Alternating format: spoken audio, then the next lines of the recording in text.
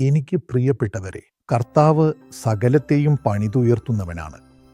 എബ്രായർ 3:4 പറയുന്നു, ഏതു ഭവനവും ചമയ്പാൻ ഒരാൾ വേണം, സർവവും ചമച്ചവൻ ദൈവം തന്നെ. അവിടുന്നാണ് സകലത്തെയും സൃഷ്ടിച്ചവൻ. നിങ്ങളോടും കർത്താവ് പറയുന്നു, എൻ്റെ പൈതലേ, എൻ്റെ മകനെ, എൻ്റെ മകളെ, നിനക്കായി ഞാൻ ഭവനം പണിയും. 1 ദിനവൃത്താന്തം 17:10 നമ്മളത് വായിക്കുന്നു. കർത്താവ് നിങ്ങൾക്കായി പണിയുന്ന ഭവനം ഏതാണ്? എന്തിനെയാണ് അവിടുന്ന് പണിതുയർത്തുക? ആദ്യമായി നിങ്ങളെ അവിടുന്ന് പണിതുയർത്തും.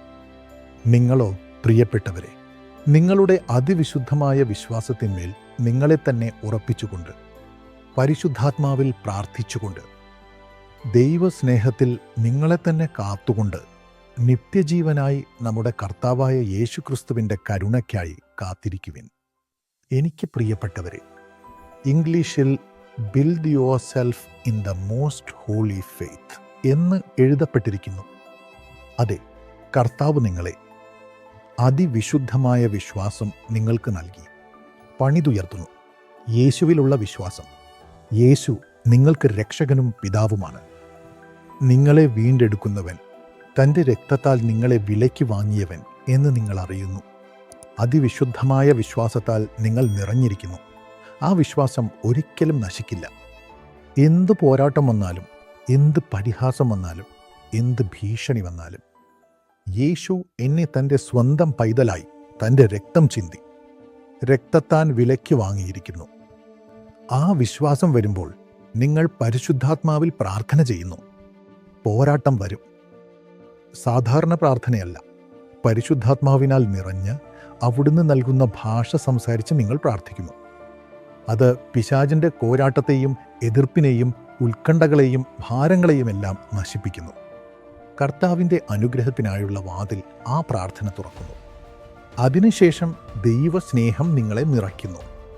എന്ത് പോരാട്ടം വന്നാലും, എന്ത് ഭയം വന്നാലും, പരിഭ്രാന്തി വന്നാലും, നാശം വന്നാലും, കഷ്ടനഷ്ടങ്ങൾ വന്നാലും, വിഘ്നങ്ങൾ വന്നാലും, മോശമായ സംസാരങ്ങൾ വന്നാലും, തെറ്റായ കുറ്റാരോപണങ്ങൾ വന്നാലും, കർത്താവിൻ്റെ സ്നേഹം നിങ്ങളെ നിറയ്ക്കും.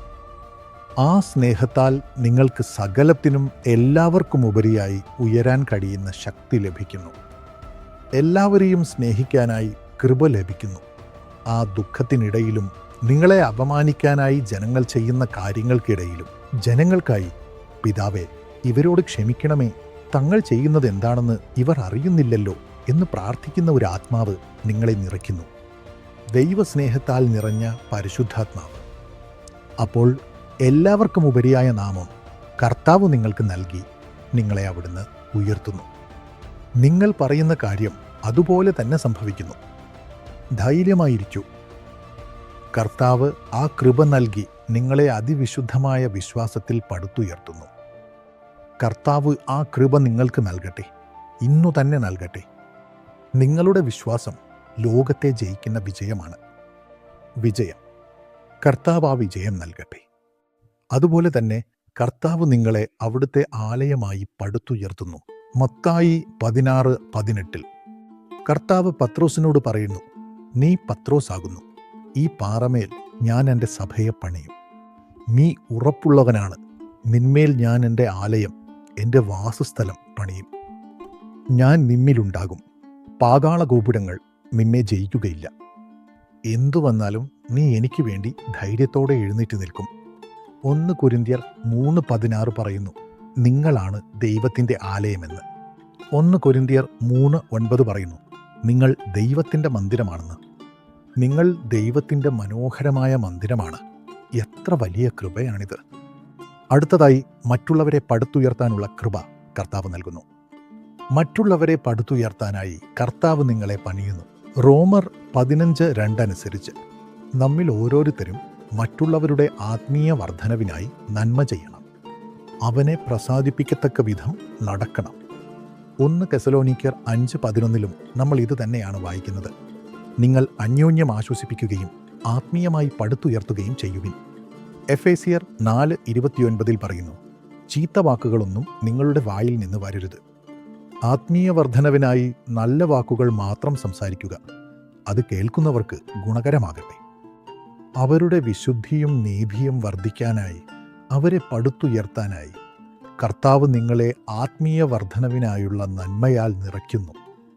എല്ലാ അനുഗ്രഹങ്ങളും വഹിക്കുന്നവരായി അവിടുന്ന് നിങ്ങളെ പടുത്തുയർത്തട്ടെ. ദൈവം നിങ്ങളെ അനുഗ്രഹിക്കട്ടെ. പിതാവേ, ഈ കൃപ അങ്ങയുടെ മക്കൾക്ക് നൽകണമേ, സമൃദ്ധമായി നൽകണമേ.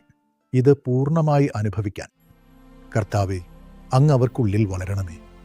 അങ്ങയെ മാത്രമാണ് ഞങ്ങൾക്ക് വേണ്ടത് പിതാവേ, അങ്ങയെ മാത്രം. അങ്ങാണ് പണിയുന്നവൻ. അങ്ങയിൽ, അങ്ങയ്ക്കായി, അങ്ങിലൂടെ മറ്റുള്ളവർക്കായി ഞങ്ങളെ പടുത്തുയർത്തണമേ. ഈ കൃപ നൽകുന്നതിനായി നന്ദി. യേശുവിൻ്റെ നാമത്തിൽ ആമേൻ. Mrs. Annama George, thank you so much for your thank offering, which is a blessing to millions of people. പ്രിയ സഹോദരി, നിങ്ങൾ കൃതജ്ഞതയോടെ നൽകിയ സ്തോത്ര കാഴ്ചയ്ക്ക് എന്റെ ഹൃദയം നിറഞ്ഞ നന്ദി.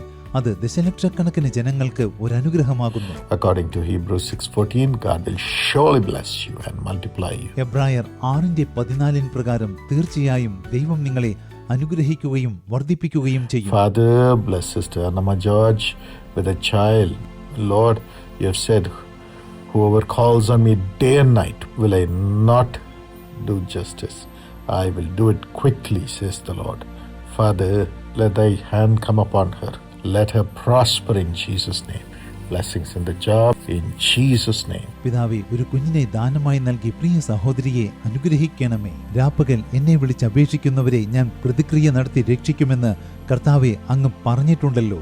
ഞാൻ തീർച്ചയായും അവരെ പ്രതിക്രിയ നടത്തി രക്ഷിക്കുമെന്ന് ദൈവം അരുളി ചെയ്യുന്നു. കർത്താവെ, പ്രിയ സഹോദരിയുടെ മേൽ അങ്ങ് കരം വെക്കണമേ. അവർ ജീവിതത്തിൽ അഭിവൃദ്ധി പ്രാപിക്കട്ടെ. യേശുവിന്റെ നാമത്തിൽ ജോലിയിൽ അനുഗ്രഹങ്ങൾ ഉണ്ടാകട്ടെ. യേശുവിന്റെ നാമത്തിൽ. Brother Saju George, have divine health and blessing in the family. പ്രിയ സഹോദരനെ, സ്വർഗീയമായ ആരോഗ്യം ഉണ്ടാകട്ടെ. കുടുംബത്തിൽ അനുഗ്രഹങ്ങൾ ചൊരിയണമേ. Father, answer the prayer request and perfect everything for Shinto and let the family rejoice. Salvation and joy in the family. പിതാവേ, പ്രാർത്ഥനാപേക്ഷയ്ക്ക് ഉത്തരം നൽകി ഷിൻഡോനു വേണ്ടി സകലതും അങ്ങ് ചെയ്തു കൊടുക്കണമേ. കുടുംബം ആനന്ദിക്കട്ടെ. കുടുംബത്തിൽ രക്ഷയും സന്തോഷവും ഉണ്ടാകട്ടെ. In Jesus' name, amen. God bless you.